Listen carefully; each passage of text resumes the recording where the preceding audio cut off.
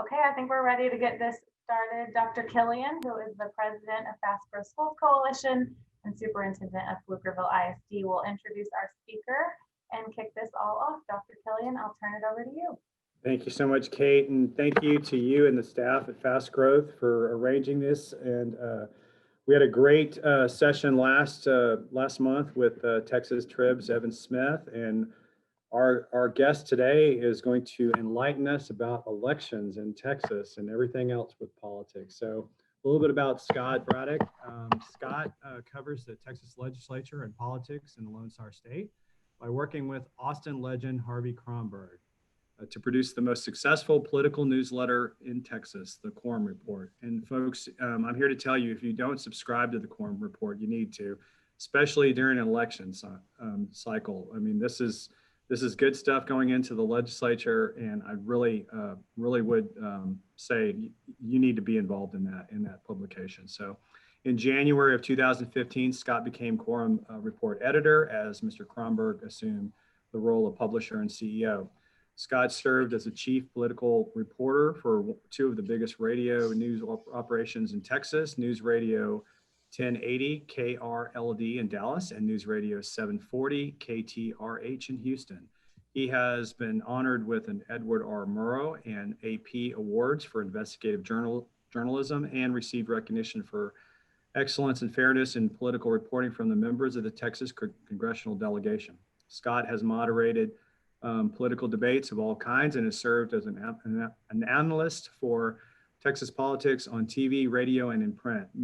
His many television appearances include WFAA Channel 8 in Dallas-Fort Worth, KTVT Channel 11, Dallas-Fort Worth, Fox 26 in Houston, and national broadcasts on CNN, Fox News, and others.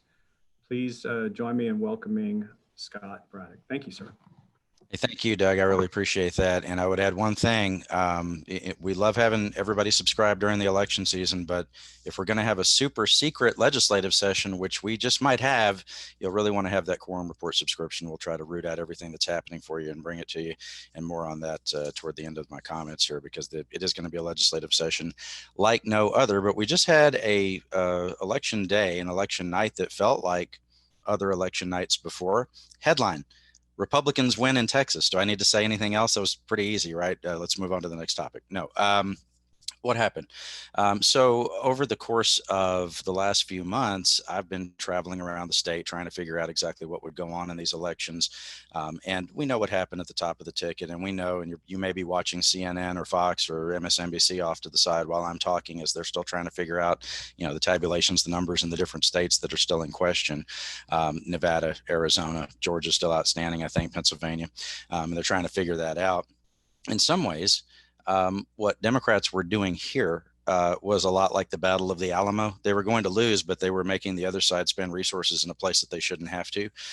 So if you look at what went on with the Texas House races, and that was the big prize, of course. I mean, it's no surprise that Senator Cornyn beats his opponent by 10 points and that President Trump performed worse than he did in Texas in 2016, which is not what the Lieutenant Governor Dan Patrick had said over and over again was going to happen. Governor Patrick had said that you'd have the president performing better than he did in 2016. He said he would do double digits here this time, but that, of course, didn't happen. It was more of within a 7-point race statewide. So there actually is some movement toward Democrats, but that didn't translate to wins down ballot. I was reminded of the show The West Wing, where there was an episode where there had been an election cycle in which $400 million was spent on U.S. House races, and at the end of it, nothing changed. And what we had here was no change in the partisan makeup of the Texas House after all the hype that's what might happen. One Republican lost in Houston and one Democrat lost in the Houston area. Sarah Davis on the Republican side, Gina Kalani on the Democratic side, and some of the numbers were still shaking out. But on election night, pretty soon after the early returns came in, we knew that it was going to stay in Republican hands and be pretty much unchanged. Democrats and Republicans had a very different approach for multiple reasons. I mean, we're here doing this on Zoom, and I look forward to the day when I can be once again in a room with Texas educators and talk to y'all and shake your hands and everything. But in the meantime, we're doing things virtually, right? And everyone's handling this a little bit differently. One business group that I've spoken to in person so far this year during the pandemic is the Texas Restaurant Association. They, of course, have a vested interest in proving, just like schools do as well, in proving that you can have some in-person, events, in-person things happening.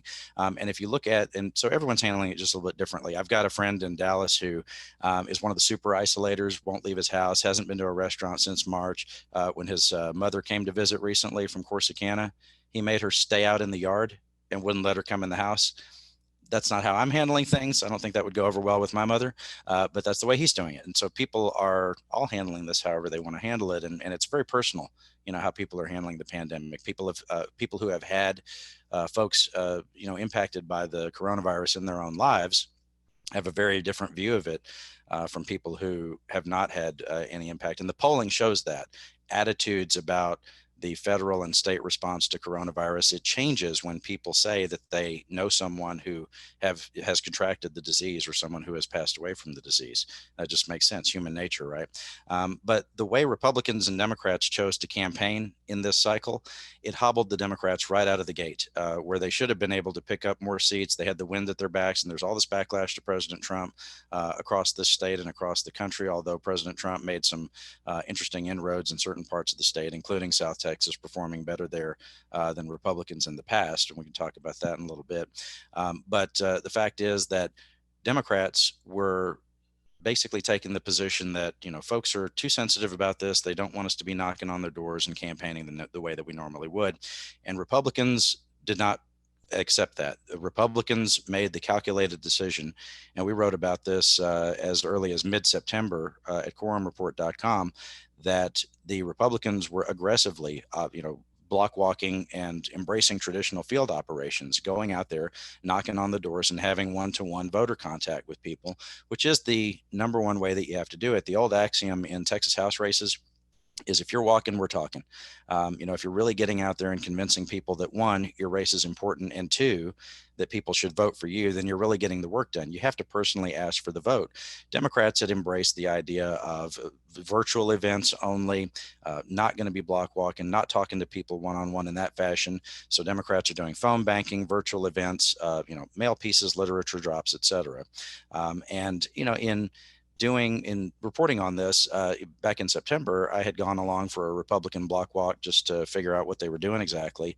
And I was in Mansfield, Texas, in Tarrant County, where it's, as they say in East Texas, it ain't rocket surgery. Republicans were doing it in a way that, by the way, science backs up that they were doing it safely. Democrats never made the adjustment. After most of us first thinking that we had to be completely locked down, there were obvious updates throughout the year about what things were safe and what things weren't.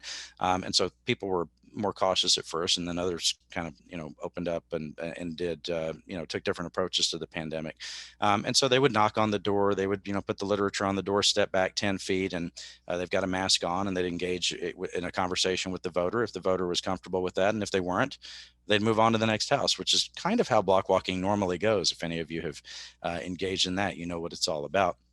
While Democrats were not doing that, but there was some recognition toward the end of the cycle from Democrats that they needed to start doing it. Going back to July, it was the case that you had the U.S. Senate candidates who were in a runoff, MJ Hager and Senator Royce West. There was sort of an acknowledgement at that time among some Democratic candidates who were in that runoff that they couldn't keep telling people that one-to-one interactions was going to end in them dying. They couldn't tell people that and then expect them to go vote. So they stopped doing that. And then, of course, you saw a huge turnout in that July runoff on the U.S. Senate race. At the Democratic side, we only had a couple of data points for how people were going to vote during the pandemic pre-election day and pre-early voting. And those were the runoff for U.S. Senate, and also the special election for a state Senate seat up in North Texas, the one that Pat Fallon is leaving to go to Congress now, where everyone's favorite hairdresser, Shelley Luther, is facing off with chairman of the Agriculture Committee in the Texas House, Drew Springer, in that race. So in the Senate race, 1 million people voted, just about. You have to go back to 2012 when Ted Cruz and David Dewhurst faced off in a July runoff when there was no pandemic for anything similar in an election like that. And in the September special election for that Senate seat up in North Texas, and out toward West Texas, there were about 65,000 people who voted in that election. And for anything comparable, you look at some past special elections that were in Decembers of years past. One in 2014 that Senator Lois Kolkhorst won that seat, Kolkhorst from Brenham. That had about 30,000 people vote in that election. So similar election, about double the people turned out. So people were obviously amped up to vote. You saw all the stories about, voter turnout, so many people turning out.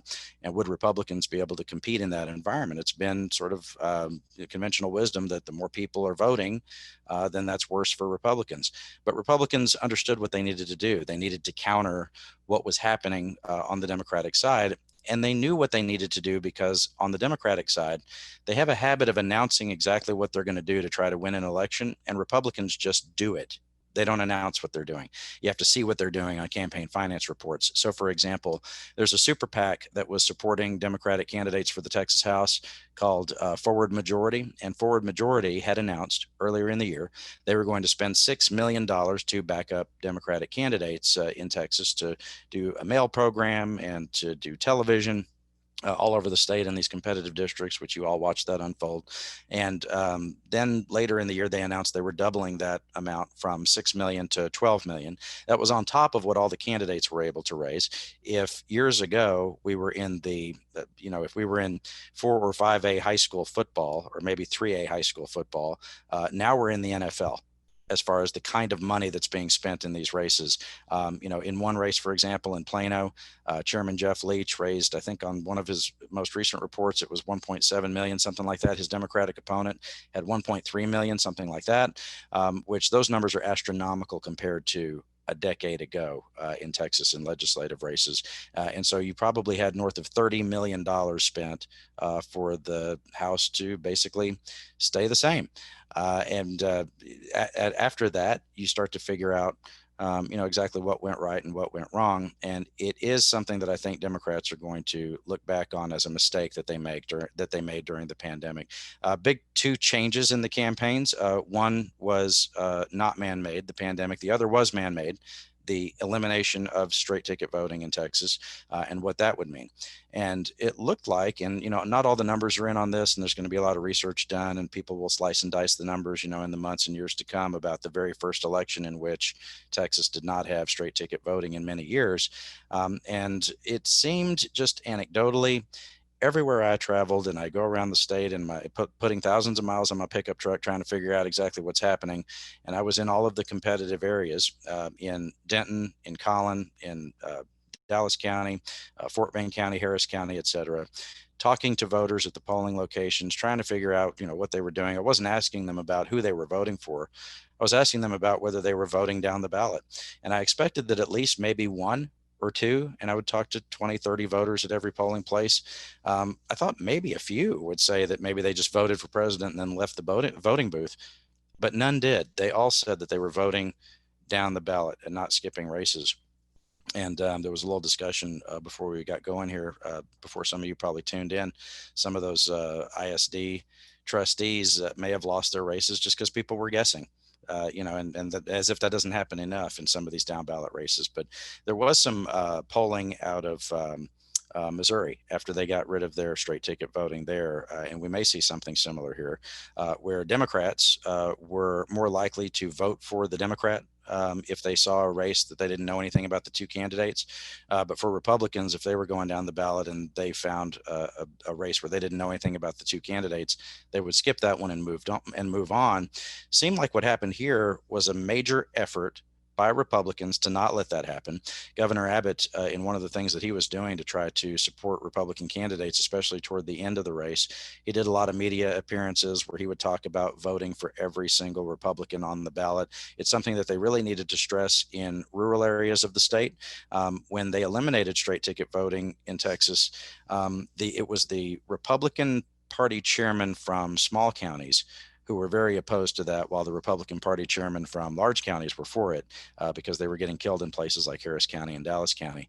But the small county Republican chairs would tell the legislators, please don't do this. This is our whole campaign. It's just to say, hit the button for the Republicans and move on. So Republicans did understand that they needed to do, countering or they need to do some messaging, voter education about how people, the way in which people were supposed to vote. You did have so many new people voting in Texas, though, and this is something I think a lot of people didn't really think about. It was something that was harder for veterans of Texas politics to get their minds around this, is that for all those new voters, they don't know what straight ticket voting was before. So when some Democrats and Republicans would say to new voters, "You don't have a straight ticket option anymore," those new voters didn't know what they were talking about. All that those Democrats and Republicans really needed to say to them was, if you're a Republican, just vote for every Republican. If you're a Democrat, just vote for every Democrat. And so, look, you had all this money that was announced by Democrats. On the other side, the Republicans just spent the money on the 8-day reports. And you all know how this works with the 30-day reports and the 8-day reports.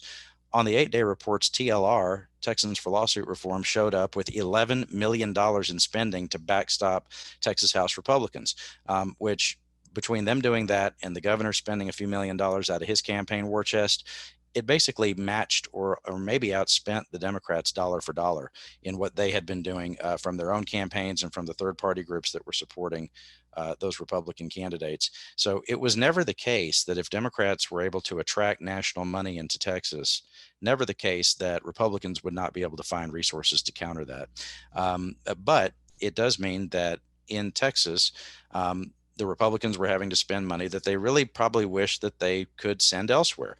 I was told that Karl Rove, for example, who was calling a lot of the shots for how money would be spent in some of these Texas House races, because he was helping to run one of the Republican leadership PACs, the Leading Texas Forward PAC that Chairman Charlie Guerin and Chris Patty and others had put together.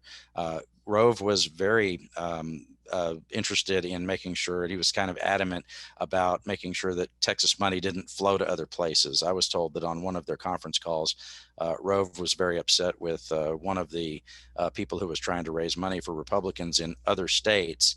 And he told this person, "No, I need all Texas money to stay in Texas." That's the kind of challenge that we face right now. So while Texas Republicans were really battling it out here to hold on to what they have, they were not able to send money to other places. And we see where those races are close in other places that haven't been, where they haven't called the election just yet. So we'll see how all that turns out. The way that the races were run on the Republican side is more like the way that they governed in 2019 at the Texas legislature. You all remember the dumpster fire of a legislative session in 2017. I don't even have to go through all that with you again. Bathrooms, constitutional convention, a sanctuary cities bill to crack down on undocumented immigrants.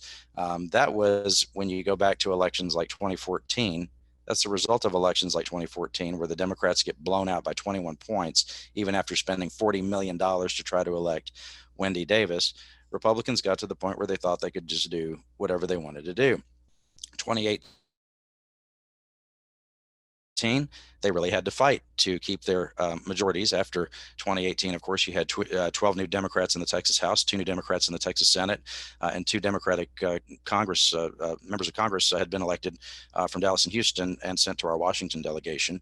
And so how did they govern in 2019? Very differently from what we saw in 17. In 19, it was all about school finance and property taxes, right? Things that matter a whole lot to y'all, of course. And so they should keep a focus on that, although it's going to be a different sort of legislative session. I say that they should, and they should continue. They should kind of continue on this more moderate path, because it's the way that they campaigned. If you looked around the state at the television ads, the campaign signs, the different events that Republicans were doing, they were not even talking about the fact that they are Republicans. Republicans like Michael McCall, Dan Crenshaw, and this trickled down to the legislative races with Chairman Leach and others in the Texas House, campaigning as bipartisan problem solvers who want to work with Democrats, at the same time that Democrats were blowing them up as right-wing zealots. We saw the election result. The folks didn't buy the argument from the Democrats, at least not as many people bought the argument. But if you promise people in your campaign that you're going to be a bipartisan problem solver, then you should do that. And so moving forward, it will be interesting to see if Republicans do continue to try to govern that way. Well, of course, we have a speaker's race going on right now, which may be decided as soon as this afternoon, I'm told, and maybe as soon as 1 o'clock. So watch your quorumreport.com for that. But what is the session going to look like after this, very hard fought election that resulted in basically the same partisan makeup of the legislature? Well, we do have a budget shortfall. The comptroller has said that we're looking at about a $4.6 billion shortfall. So they'll have to wrestle with that. As you all know, the state budget is a Herculean effort. It's a quarter trillion dollar document that's written over a 24-month horizon. So it's always a heavy lift, even in a session that they don't have to cut the budget. Most of the Texas House members, probably 2/3 of them, because there's been enough turnover since 2011 and the big cuts to public education at that time, the $5 billion that was cut. Most members have never gone through a budget cutting session. So they're in for a real wake up call about how tough it is. They think that they've done something like a fiscally conservative budget before. But as one Republican senator said, they ain't seen nothing yet. And everything may be on the table as far as potential new revenue sources. Of course, we know that they've taken a hard stance against an income tax, and nobody's talking about that. But casino gambling, legalization of marijuana, these are things that have been, at least they've crossed the lips of the chairman of the Ways and Means Committee, Dustin Burrows, which, who knows how the hierarchy in the House is going to shake out with a new speaker, potentially Dade Phelan, who has said that he does have the support to be the speaker, but we'll see how it all works out. But when they're talking about those sorts of things, when business leaders are stepping up and saying that we do need something that looks like Medicaid expansion, the term that they like to use instead is expansion of health insurance coverage to as many Texans as possible. It's true that if you say Medicaid expansion, that makes the eyes of Republican primary voters twitch, so they don't want to go there. But it's my understanding that in the governor's office, they've run the numbers over and over again. And when it comes to making the budget work, they can't do it without some version of Medicaid expansion. And of course, Texas being the big state that it is, we do have leverage, and there's no real reason that isn't just a political made up reason that Texas can't work out some sort of deal with Washington to try to draw down federal dollars to get more people covered with health insurance. It just doesn't make any sense. I was in the Texas Capitol yesterday. For the first time since the pandemic started, there was a press conference for Chairman Phelan, who says he has, as I mentioned, enough votes to be the next Speaker of the Texas House.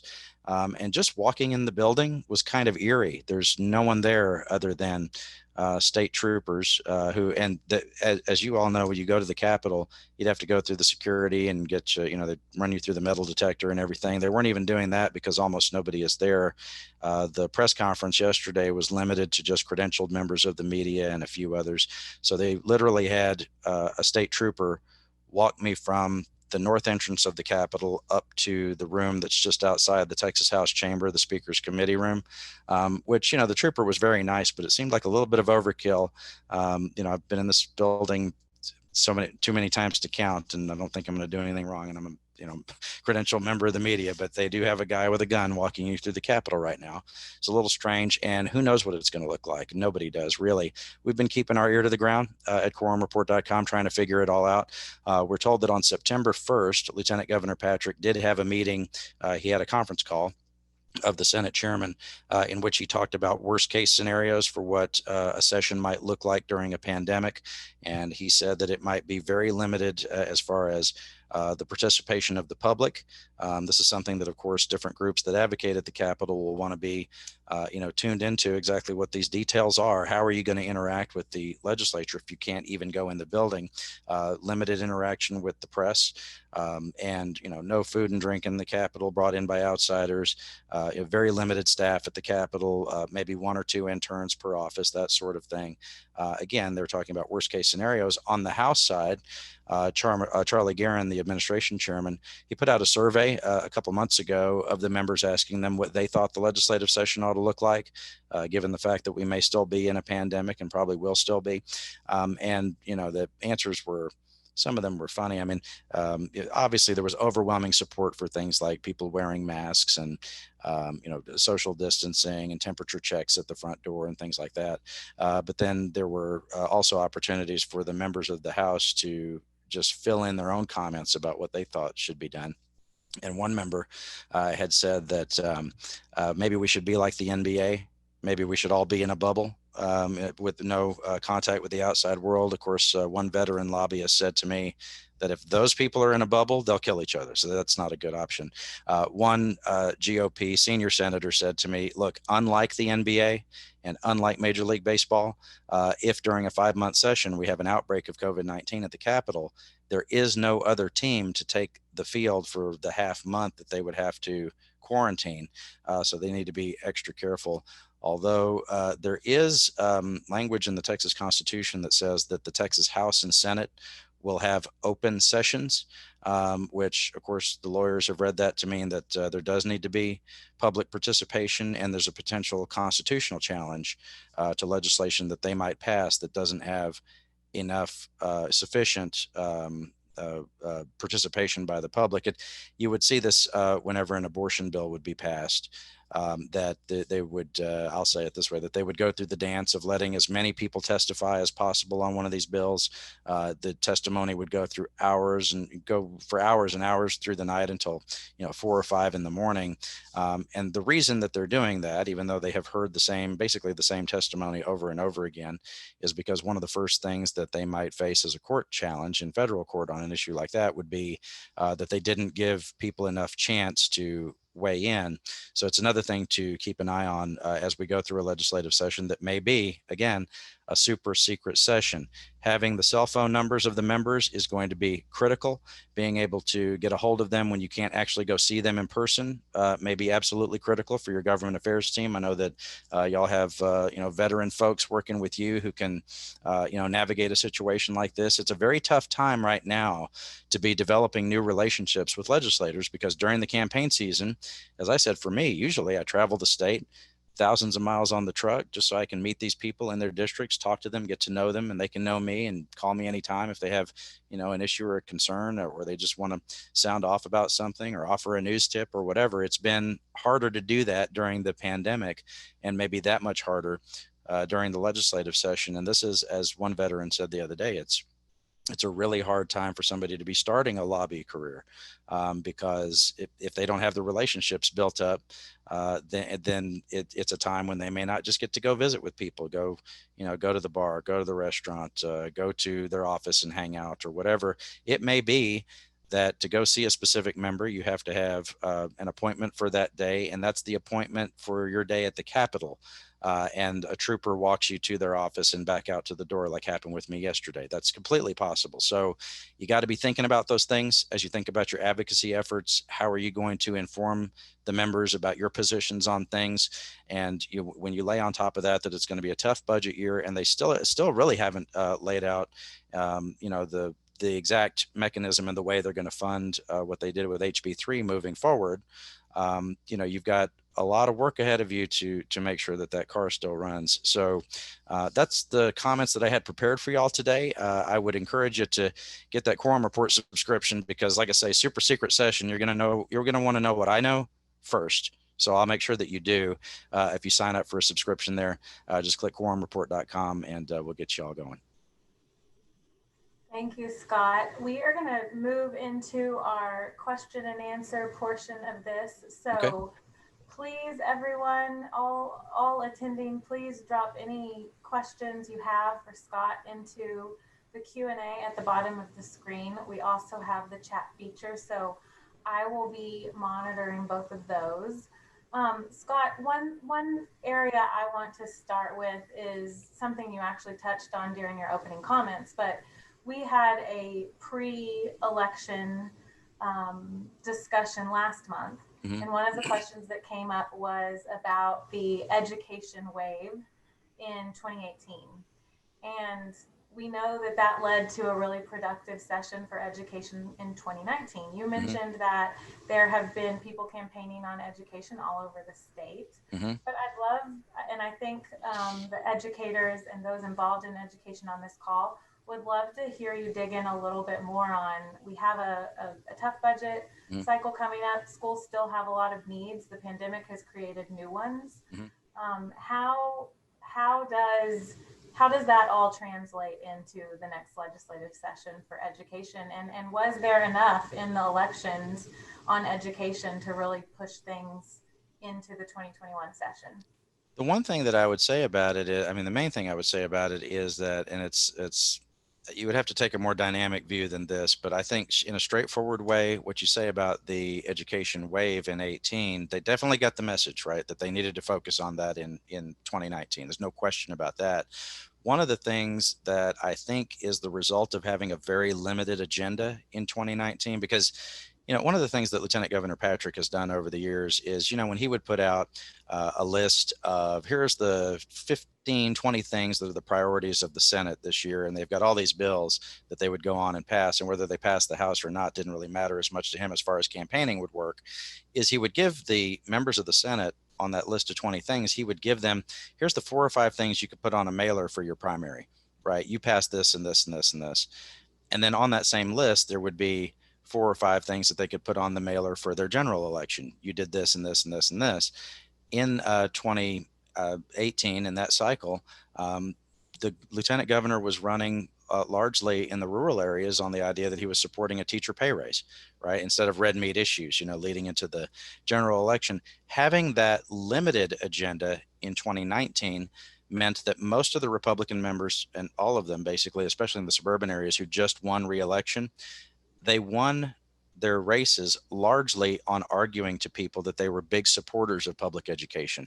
If you look at their television advertisements and what they were doing in their block walking programs, their literature, et cetera, they were bragging about the fact that they spent billions of extra dollars on schools in Texas, billions of extra dollars on public education. That's something that resonated. When I talked to some of the Republican pollsters about this, I had asked this question. Is it true that with primary voters in the Republican Party, that they might bristle at that idea that these Republicans are bragging about spending a lot of extra money? You might think that they would be, averse to that because it's quote unquote, big government spending or whatever. But no, that was never the case. In Texas, Republican primary voters and general election voters agree with investments in public education. The way this one pollster, who's a very respected one, put it to me, he said, people don't necessarily have, either people are for it, and this is in primary elections, people are either for that or at the very, it's not a problem for any of the Republican candidates. So moving forward, they do need to figure that out. Now, in a tough budget situation, public education is one of the first places that gets the knife, right? That's what happened in 2011. There's a lot of folks around now who, as I mentioned, don't remember anything about that. They don't know what that was like. They don't know what it's like to have everybody lighting them up and come to their office and telling them, you can't cut us, you can't cut us.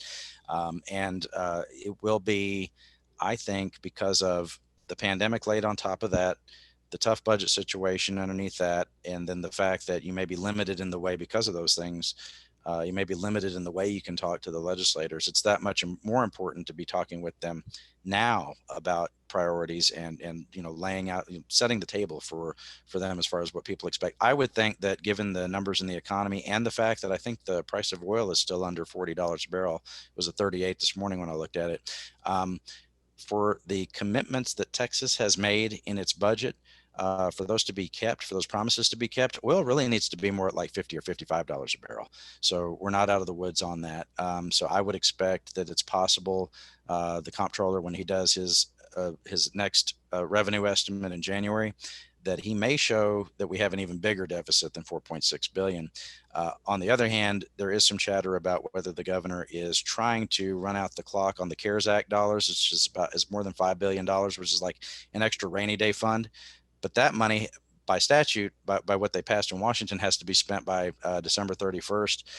But we all know how this works. There's always some accounting trick. There's always something they're not just going to send that money back to Washington. You can't imagine that, right? So watch that space as we try to figure out what they're going to do with that cash as well, to maybe try to plug the budget hole as we go into the next legislative session.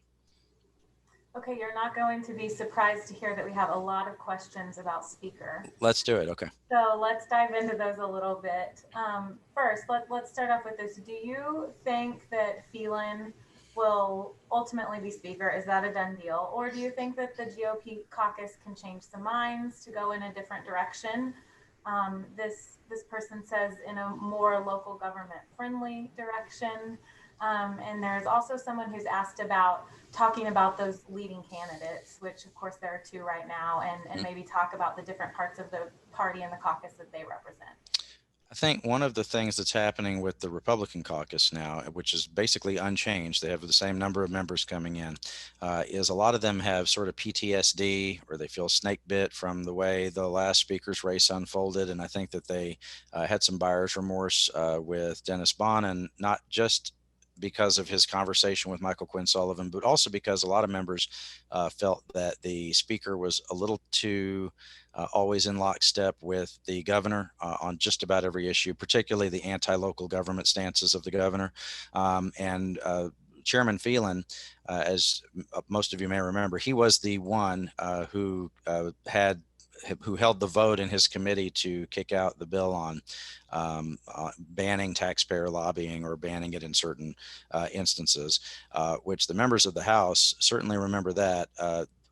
A lot of the members have told me that the way that went down, they have a bad taste in their mouth from that, because it sort of cut up the members on the floor. It was something that the leadership of the House didn't make it clear to the members what the speaker and his team wanted members to do about that bill.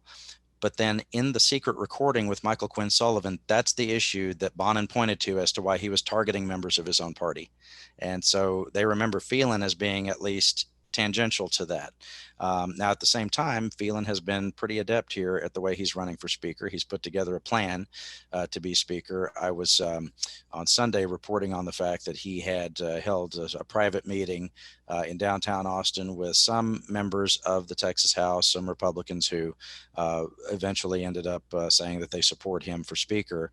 And that was very reminiscent of just about 2 years ago, when there was a private meeting in Austin of some Republican members who then came out and said that they supported Dennis Bonnen. It seems to be that the same exact plan is unfolding for electing a speaker now. Some of the members remember the way that went, and some members don't remember it as well. But the fact is that it looks like that Phelan has the momentum.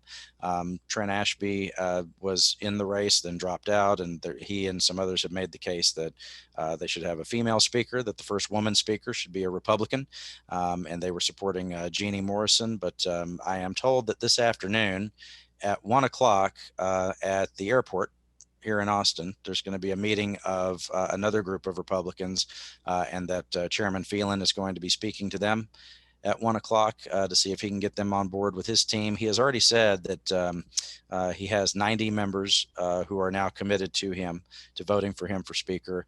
And those are Republicans and some Democrats. We had reported a little while ago at quorumreport.com that some of the female Democratic members of the House, some of the women, had come out and said that they support Phelan. And this is mostly the same group that had written an op-ed a few weeks ago, I think, that said that women need to have leadership positions in the House.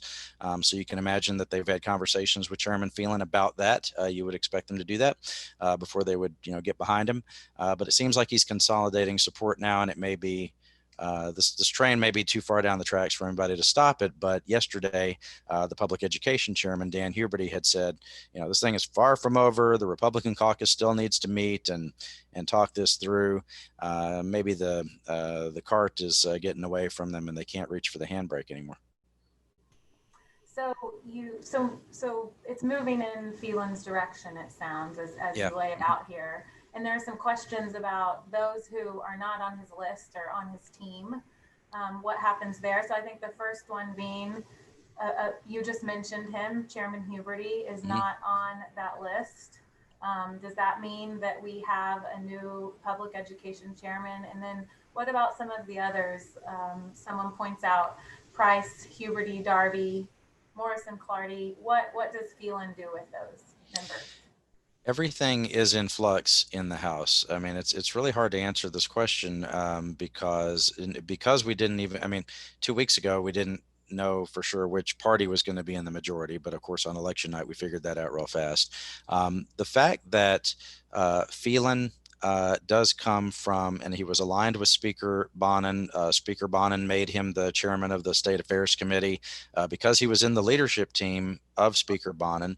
You could imagine, and this is my guess, but I hope it's an educated guess, knowing Dade Phelan a little bit, that he's probably interested in continuity in the House. I would expect that he wouldn't want to make a lot of changes on big committees like that. But there's no guarantee, of course, because one of the things that Bonin, I mean, the real consequence, or a few of them, but one of the real consequences of Bonin and the way his legislative career came to an end is that it did create all this uncertainty about the hierarchy of the House. At the very moment when Democrats were supposedly ascendant, and that was proven false this week, or at least they didn't make as much progress as they thought they would in Texas. At the moment they were supposedly ascendant, it left the House with no real leadership team, and therefore no hierarchy. We didn't know, the lobby had a hard time figuring out during the campaigns, how much to contribute to various chairmen, how much, to really put investments into various folks in the Texas House of Representatives, because nobody would know who any of the chairmen are going to be. I do think that with someone who is in the Bonin leadership team potentially taking over as speaker next, that it's fair to say that there's a good possibility that even if Huberty's not on the field team today, or even right now at 12:42, maybe he's on the field team by later today. He's indicated that he's not there yet on the record with us yesterday at Quorum Report. But of course, things are fluid in a speaker's race, and I think we may have a better idea of it a little bit later, as soon as a few hours. Okay, shifting gears just a little bit. We have a question about the demographic changes in Texas. Mm-hmm. We've been hearing about them triggering this blue wave. Mm-hmm. We obviously aren't seeing that happen yet. So is it too early, or is it just more complex of an issue than presuming that minorities will vote blue? There are some fascinating studies on this. The fact that Latino and Hispanic, and those words are not interchangeable, as you know, Latino and Hispanic voters are some of the fastest, and whether they vote or not, some of the fastest people to assimilate to where they just moved to. For all the talk of those nativists who are worried about Hispanics and those of Mexican American descent are going to come in here and take over the country and all this, and it's just not true. If you look at the fact that in Texas, Mexican Americans are much more conservative and tend to at least be open to arguments that are made on different issues by Republicans. And of course, in South Texas, in the Valley, there are a lot of, and you see this in the representation at the Capitol, where you have pro-life Democrats who come out of the South Texas region. If those same exact people ran for office in other parts of the state, it's a question as to whether they might vote it or run as Republicans. And I say all that to say that in Texas, they might be more sympathetic to these conservative arguments. Mexican Americans in California are liberal Democrats. Why? Because they assimilate to the place that they have moved to the fastest. In other words, for the nativist folks, there's no reason for them to be so afraid of people who want to be like you and want to fit in with your society. With all the headlines this week, where Latinos ignored again on election night, this phone just lit up from my Mexican American friends saying, once again, the Texas Democratic Party takes us for granted, and noting the fact that the chairman of the Texas Democratic Party is from South Texas, where you had the president win in some counties. I think Zapata County was one of the counties where President Trump was able to way overperform what Secretary Clinton had done. And so it's a very complex issue. It's a matter of being taken for granted. When Governor Bush was there before he became president, he often said that family values don't end at the Rio Grande. His whole push for immigration reform after he became president in 2006, 2007, it was met with resistance from members of his own party, which they didn't call it the Tea Party then, but it was the same people in the party who were so mad about that and revolting against President Bush when he tried to do a deal with Democrats on immigration reform. And one of the other things that I think is kind of the dirty secret of all of this is that once a person who is, and this is borne out by polling, once a person who is Mexican American of that descent, once they've been here one or two generations, they're not immigrants anymore. They don't think of themselves as immigrants, and that issue doesn't resonate as much with them. And that's not true for all. I can tell you that a lot of the Latinos, Hispanics who were involved for the very first time in the 2018 elections and 2020 elections, the reason a lot of them stated for being involved in politics in Texas is Senate Bill 4, the immigration crackdown that was passed back in 2017, was very offensive to them because guess what? Even though they're not immigrants and they can vote, they've got a grandmother or an uncle or their father or someone is maybe undocumented, and telling them that their grandma's going to get kicked out of Houston is not a good look. Sure. So we talked about the national election and the landscape at the national level and a little bit about how that impacted Texas, but there is a question about that. It was a contentious presidential election, lots of claims of both voter suppression as well as fraud, a very divisive landscape, and even the wrinkle of COVID positive commander in chief. So what are your thoughts on how all of that ultimately came down and impacted the elections here in Texas? You know, I think in a lot of ways it's marginal because of the way the Texas Democrats and Republicans essentially fought to a draw in Texas, where things didn't change any, right? I mean, in Sarah Davis's race, for example, you have where she lost, only Republican in the Texas House to lose. Democrats spent so much money trying to unseat a Republican who votes with them a lot. So partisanship has become more important than the issues in a lot of these cases. But in that district, of course, which is the home of the Texas Medical Center, which is the largest hospital district on the planet, it's easy to imagine that Republicans would have thought, because you have all of these medical professionals, so the highest concentration of medical professionals in one district anywhere in the state and probably anywhere in the country, they were watching with disgust as the president's coronavirus response was unfolding, and they were not particularly that happy with Governor Abbott's performance either. And the Republican brand is President Trump, for those folks. And if in July and August Republicans would have told you, that if we're still talking about COVID-19 in October, then we're not going to win around here. And not only were we still talking about it, the president got it right as early voting was about to start. So if there is some fatigue from COVID-19 and all these different cascading crises, there's some fatigue, but there were some things that the president was doing to remind people and put it right back in front of them, even if they were just sick of talking about it and all they were doing all day is watching Netflix or something. The president was very happy to, very willing to just put it right front of mind again for so many people. So I think it had sort of marginal impact here, but I think in some of those other states, it's what's making things so close.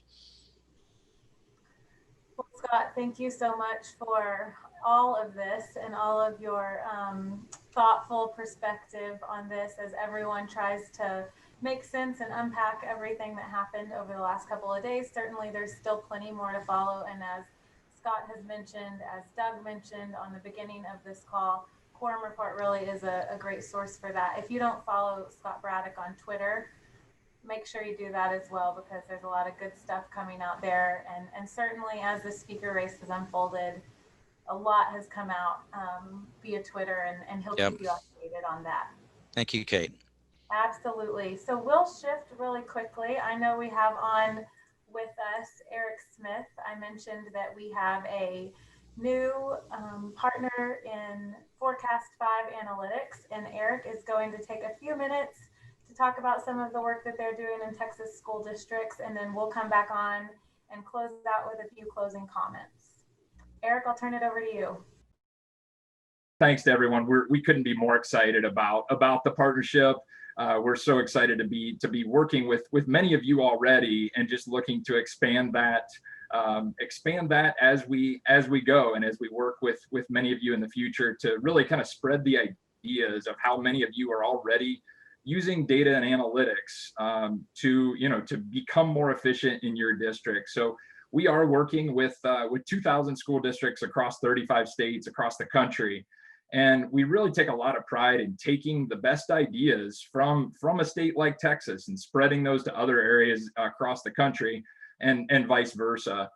We are focused in those areas that I have on the screen: performance benchmarking, financial forecasting, student performance analysis, and enhanced communication with all stakeholders. We really do have a full suite of decision support tools, data analytics tools that help you make more informed decisions in your district.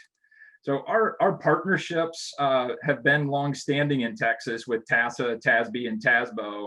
Those partnerships began in 2015. TASBO had caught wind of some work that we were doing across the country and brought us to the table, and we couldn't be more grateful to TASBO as well as TASA and TASB. Our partnerships really are the cornerstone of the work that we do in Texas, because we feel like we're pretty good at what we do in terms of data and analytics, but we need organizations like yours to let us know how can we most effectively help you in the state and what you need as district leaders from a data standpoint. So there are currently 170 districts utilizing Forecast5 tools. As you can see on the slide there, that includes 36 fast growth school coalition districts.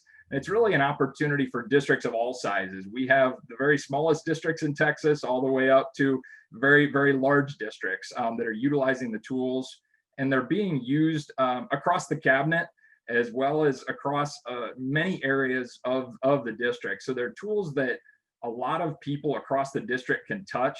And because of that uniformity of those products and the data and analytics and reports that you're getting, it really brings, it really brings some commonality to what all of your district leaders are looking at on a daily basis.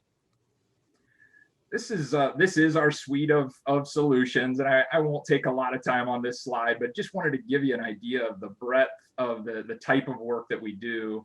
The top two purple logos there at the top, 5Cast and 5Cast Plus, we connect directly with your district's accounting system and bring that data, your general ledger data, into those two tools, allowing you to do the things that you see there on the screen: multi-year projections, doing scenario modeling to address legislative changes. As you can imagine, with HB3, we've done a lot of work with districts across our entire platform as it relates to HB3, doing some historic trend analysis, but also looking at your budget on a monthly basis, more of a real-time basis, so you have a better understanding throughout the entire year and are able to get automated reports from us to show you exactly how you're doing on your budget, if there are any anomalies and trends or variances, and producing automated monthly, we call them board ready reports as well. So that, again, you and your board are looking at the same reports on a monthly basis, and as opposed to your CFO or treasurer working on those reports for 2 or 3 days, they're ready with the click of a button. 5Lab, just touch on that briefly. That's our student performance analysis tool. And what it is at its core is it's an analytics platform that doesn't care about what data you're bringing into that platform. It just wants all of the data in one place, just like you do. We hear all the time from districts, hey, my data is all over the place. And we say, well, that's what 5Lab is for. So we're bringing all of that into one platform. I've listed just a few of the uses on the screen here. Districts in Texas are using it. And Scott, I just want to give you a heads up that we don't have that on the screen right now, but we'll make sure that, I think just because of the way it's shaking out, we'll make sure that we send that out to our members so that they can see some of this. So any of you who aren't seeing this, know that we'll follow up with that. Okay. I'm so sorry. I might have just pulled it up on the screen, but you're right. That was a tech issue on my side. But college, career, military readiness, e-learning engagement, especially in this environment, identifying issues or areas, I should say, of disproportionality. And then our 5Site tool is a performance benchmarking tool. We bring in all of the statewide data set from across Texas. Anything that's publicly available data set, we're going to bring that into a format that allows you to use it in a cloud-based format in a highly visual output so that you can benchmark against your peers. And if you wanted to look at all of the fast growth school districts on one screen and what you're spending per student on a certain line item, for example, you can easily do that in a highly visual output. And then the last one that I'll touch on there is 5Maps. And that's think about your data on a map. So students, teachers, school buildings on a map. As you can imagine, districts are using that kind of technology for boundary planning, building capacity management studies. Right now, many districts actually across Texas using that to identify where their students need help in terms of getting broadband access. So bringing in FCC maps and plotting all of that on a map so you can more efficiently and with better intelligence get that access to your students in an efficient manner. And then just product and service delivery analytics, as you can imagine, with being able to view that data on a map, there's many things that you can analyze. So just wanted to give you a brief overview for those of you who had not been exposed to those tools in the past. Feel free to reach out to me if you have any questions or if you'd like to set up a time to talk a little bit about those. I'll also give you a special offer here. We can build, even if you're not currently a Forecast5 client, we can show you your own data in a customized data packet. So feel free to reach out to me, give me a call or shoot me an email with the information that you hopefully are seeing on the screen right now. But if not, Kate will send that out after the fact. And I'd be glad to get you connected with a customized data packet for you to get an idea of what it's all about. So again, thank you very much to all of you, and really looking forward to this great new partnership with Fast Growth School Coalition. Thank you so much, Eric. And we are coming up on the time to wrap up today's Lunch and Learn. Thank you everyone for joining us. Thank you again to Scott Braddock and the Quorum Report for being with us today and for sharing his insights on what we just saw in the election and what's ahead for Texas. You saw on the screen at the beginning the faces of course, our President, Dr. Killian, our Vice President, Dr. Susan Bone, and our incoming new Executive Director, Greg Smith. So looking forward to jumping into the legislative session with that great team of leaders. Dr. Killian, I will turn it over to you for any closing comments. I just want to say thank you again, Kate, to you and the staff for putting this together, and thank you to our sponsors, and real appreciation to Scott. So y'all have a great day. Bye, everyone.